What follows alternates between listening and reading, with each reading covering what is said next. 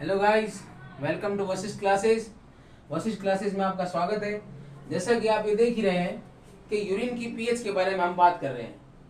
अब सबसे पहले हमें ये पता होना चाहिए कि पीएच खुद क्या होती है।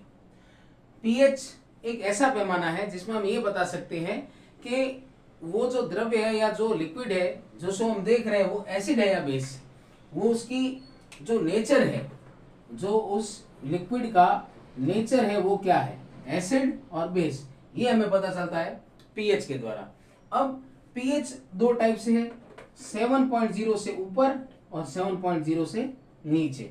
अगर 7.0 से ऊपर किसी भी लिक्विड की पीएच है तो क्या होगा, बेस, और अगर 7.0 से नीचे अगर किसी भी लिक्विड की पीएच है तो वो क्या होगा, एसिड। ठीक है। अब बात करें थे हम पीएच ऑफ यूरिन के बारे में।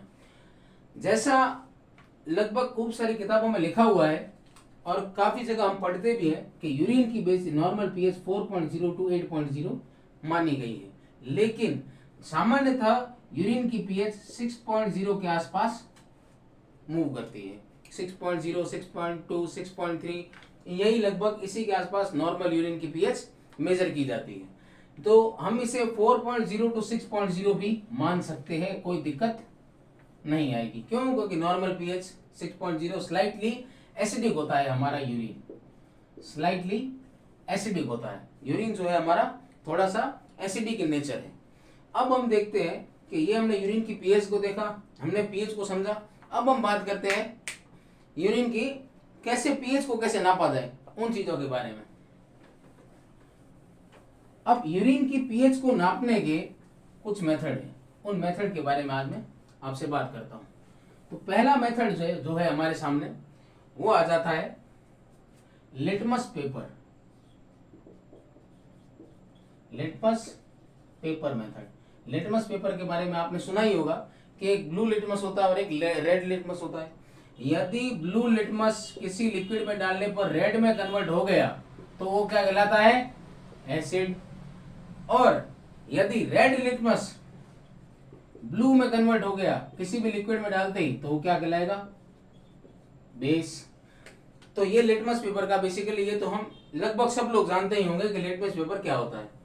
अब मैं बात करता हूं दूसरा टेस्ट, वो भी लगभग इसी स्टैंडर्ड पे, इसी फंडामेंटल पे काम करता है। इसमें हम बेसिकली दो रिएजेंट या दो केमिकल काम में लेते हैं। इस टेस्ट को कहते हैं pH indicator. PH indicator test. इसमें हम दो इंडिकेटर काम में लेते हैं। पहला होता है मिथाइल रेड और दूसरा होता है bromo thymol blue. Bromo thymol blue और एक होता है मिथाइल रेड। इन दो केमिकल का हम इसमें यूज करते हैं और इन दोनों के कलर चेंजेस को देखेंगे। यदि रेड कलर किस में कन्वर्ट हो जाता है, ब्लू में, तो वो फ्लूइड क्या होगा, बेसिक। और अगर ब्लू कलर किस में कन्वर्ट हो जाता है, रेड में, तो फ्लूइड क्या होगा, एसिड। ऐसे हम इस टेस्ट के जरिए पीएच को नाप सकते हैं या पीएच को देख सकते हैं। तीसरा मेथड जो होता है वो होता है पीएच मीटर। पहला मेथड हमने देखा लिटमस पेपर, दूसरा देखा पीएच इंडिकेटर, तीसरा होता है पीएच मीटर।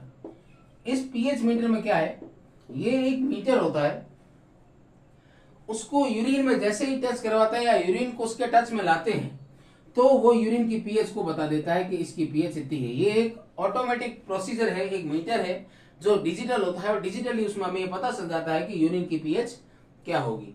और चौथा वो मेथड जो हम लगभग हर लेबोरेटरी में हर एक टेक्नीशियन काम में लेता है, वो उसका नाम है रिएजेंट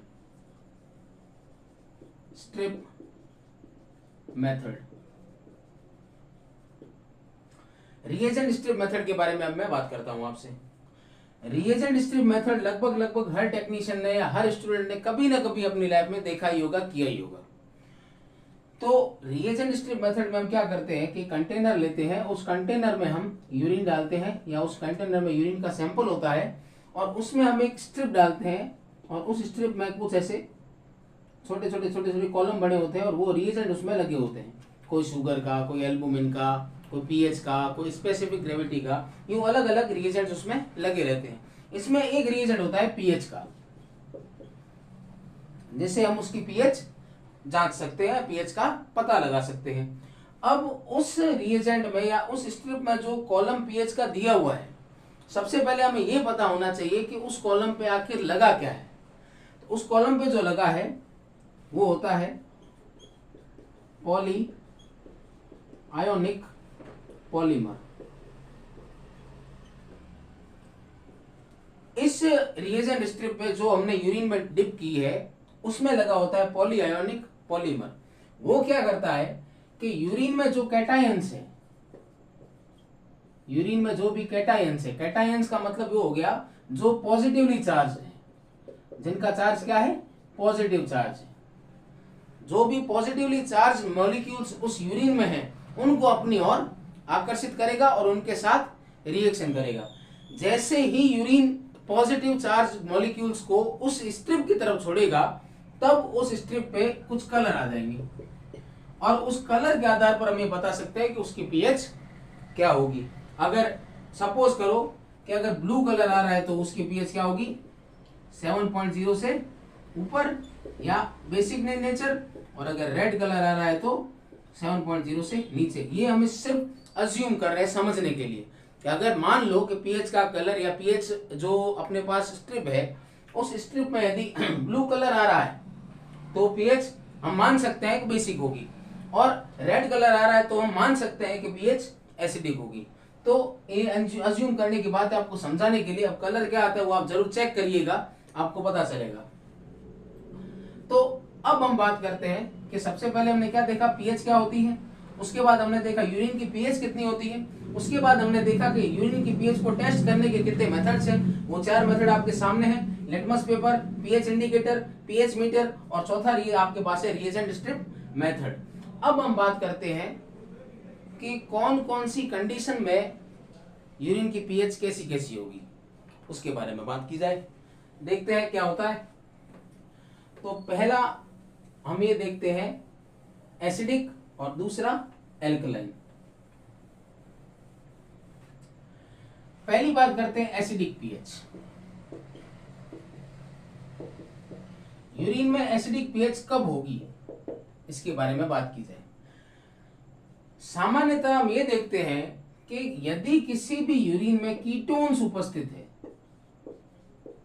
या बॉडी में कीटोसिस हो रहा है, उस स्थिति में यूरिन की पीएच एसिडिक होगी। सबसे पहली बात तो ये होगी, मतलब ये चीज हमने देखी कि अगर यूरिन की पीएच एसिडिक है तो उसका सबसे पहला कारण क्या हो सकता है, कीटोसिस हो सकता है। ये भी आपको मालूम होगा कि भी यूरिन में कीटोन कब आएंगे, यूरिन में कीटोन आने का कारण क्या है। तो सबसे पहला कारण जो हम लगभग सब लोग जानते हैं या मुख्यतः कारण वही होता है वो है स्टारवेशन। स्टारवेशन यानी भूख हड़ताल। कोई आदमी अगर काफी टाइम से भूख हड़ताल पे बैठा है या भूखा है, उसने कुछ नहीं खाया, 3-4 दिन 5 दिन 10 दिन हो चुके हैं, और वो अगर भूखा है तो उसमें क्या क्या किसका फॉर्मेशन होगा, कीटोन बॉडीज का। और यदि कीटोन बॉडीज का फॉर्मेशन हो रहा है तो उसका एसिड यूरिन क्या होगा, एसिडिक इन नेचर होगा। ये पहली चीज तो यही हो गई। दूसरी चीज होगी आपकी स्टारवेशन। तीसरा, यदि बॉडी में ई कोलाई का इन्फेक्शन है, यूटीआई, यदि यूरिनरी ट्रैक्ट इन्फेक्शन है, यूटीआई को अगर मैं पूरा लिखूं, यूरिनरी ट्रैक्ट इन्फेक्शन, यदि किसी भी आदमी को ई कोलाई बैक्टीरिया के द्वारा यदि यूरिनरी ट्रैक्ट इन्फेक्शन हुआ है तो उसकी यूरिन की पीएच क्या होगी, एसिडिक होगी। यदि ई कोलाई का इन्फेक्शन उसकी बॉडी में है, यदि उसकी बॉडी में कीटोन्स बन रहे हैं या कीटोन उपस्थित है, और यदि वो भूख हड़ताल पे है, तो इन कंडीशंस में उसका यूरिन एसिडिक इन नेचर होगा। अब बात करते हैं बेसिक के एल्कलाइन। बेसिकली बेसिक की जगह मैं एल्कलाइन शब्द का यूज करना ज्यादा उचित समझूंगा कि हम इसको बोल सकते हैं एल्कलाइन पीएच।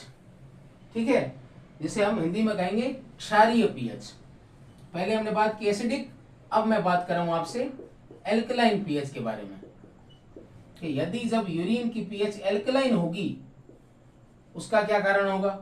तो यदि यूरिन की पीएच एल्कलाइन क्षारीय हो, बेसिक हो, तो हम क्या मान सकते हैं या क्या हो सकता है। सबसे पहला, उस आदमी को सीवियर वॉमिटिंग हुई होगी। सीवियर वॉमिटिंग के केस में यूरिन की पीएच बेसिक हो सकती है, पहला। दूसरा, एक कारण मैंने आपको यूरिन में 2 घंटे रखने या 2 घंटे तक यूरिन को रूम टेम्परेचर पे रखते हैं, तो सबसे पहला कारण मैंने आपको यही बताया था, इंक्रीज इन पीएच। क्या कारण था उसका, अमोनिया का बनना। किससे, यूरिया से, यूरिया से अमोनिया का बनना। तीसरा कारण हो सकता है loss of carbon dioxide, loss of carbon dioxide. Carbon dioxide की कमी होने से भी यूरिन की पीएच एल्कलाइन हो सकती है। चौथा कारण हो सकता है कि भाई यदि यूटीआई हो, उसको यूरिनरी ट्रैक्ट इन्फेक्शन हो उसको, तो अब कौन से बैक्टीरिया का, एसिडिक में तो हमने देख लिया ई कॉलाई, बेसिक में कौन सा हो सकता है, तो उसका नाम हम लिखेंगे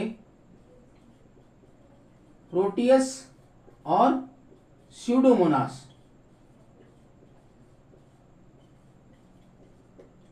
प्रोटियस और स्यूडोमोनास, इनका नाम ही क्यों लिखा गया, इसका कारण यह है कि यदि प्रोटियस और स्यूडोमोनास का इन्फेक्शन होता है तो इन दोनों बैक्टीरिया की एक टेंडेंसी है, इन दोनों बैक्टीरिया की एक टेंडेंसी है। अब वो टेंडेंसी क्या है वो आपसे बात करता हूं। वो टेंडेंसी ये है कि ये दोनों बैक्टीरिया यूरिया को अमोनिया में कन्वर्ट करते हैं। ये दोनों वो बैक्टीरिया हैं जो यूरिया को अमोनिया में कन्वर्ट करते हैं, और जब वो यूरिया अमोनिया में कन्वर्ट होगी तो उसकी पीएच क्या हो जाएगी, एल्कलाइन। क्यों, क्योंकि हमने पहले ही देख रखा है जब यूरिया अमोनिया में कन्वर्ट होगा उस समय यूरिन की पीएच एल्कलाइन हो जाती है। तो प्रोटियस और स्यूडोमोनास ये दो ऐसे बैक्टीरिया हैं, जब ये यूरिन में प्रेजेंट होंगे तो उनकी टेंडेंसी क्या रहती है, उस यूरिन में उपस्थित यूरिया को अमोनिया में कन्वर्ट कर दिया जाए। तो ये कुछ कारण हो सकते हैं एल्कलाइन पीएच के। अब मैं बात करता हूं, कुछ ऐसे क्रिस्टल्स हैं, कुछ ऐसे क्रिस्टल्स हैं, यदि वो यूरिन में है तो एसिडिक यूरिन हो सकता है।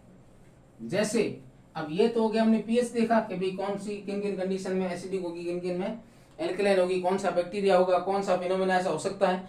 अब हम बात करते हैं क्रिस्टल्स के बारे में। कौन से ऐसे क्रिस्टल्स होंगे जो पीएच एसिडिक कर सकते हैं। सबसे पहला यूरिक एसिड। यूरिक एसिड यदि है तो यूरिन की पीएच हमेशा एसिडिक ही होगी।